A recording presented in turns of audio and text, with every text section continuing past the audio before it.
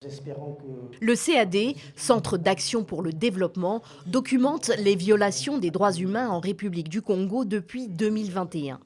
Et dans son rapport annuel de plus de 200 pages, l'ONG évoque pour 2024 un recul inouï des droits civils et politiques dans le pays.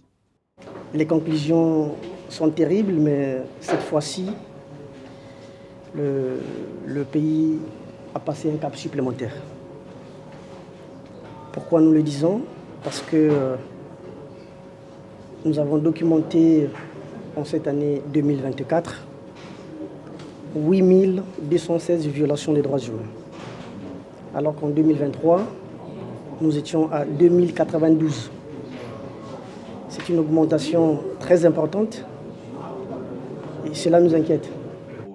Une augmentation de près de 400% par rapport à l'année dernière.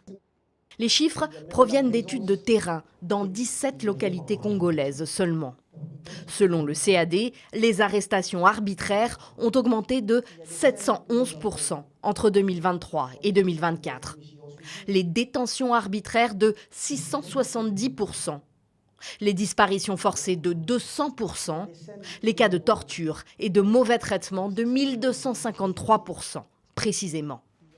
Espoir Nungu est décédé des suites de coups et blessures volontaires, selon le rapport d'autopsie.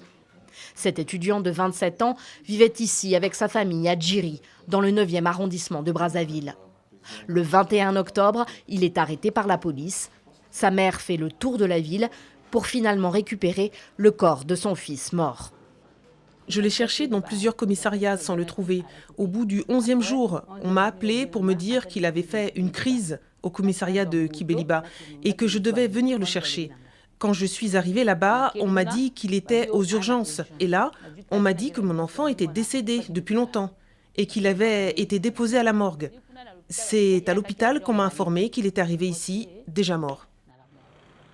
La famille a porté plainte contre un policier. Car dans ce cas, comme dans beaucoup d'autres, selon le CAD, les forces de l'ordre sont pointées du doigt.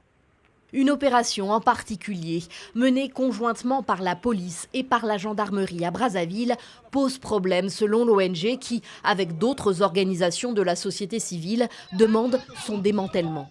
L'opération Coup de poing, qui vise essentiellement le phénomène des bébés noirs, ces délinquants de rue en bande qui sévissent dans de nombreuses localités du pays.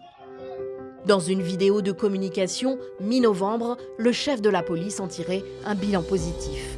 Les résultats encourageants, les résultats positifs nous poussent premièrement à vouloir pérenniser cette opération. Et en deuxième lieu, nous avons pour ambition de l'étendre dans la plupart des grandes villes du pays, des villes qui sont elles-mêmes aussi aux prises avec ce même phénomène. Sollicitée pour réagir aux conclusions du rapport du CAD, la police congolaise a expliqué qu'elle n'avait pas de porte-parole habilité, le poste étant pour l'instant vacant.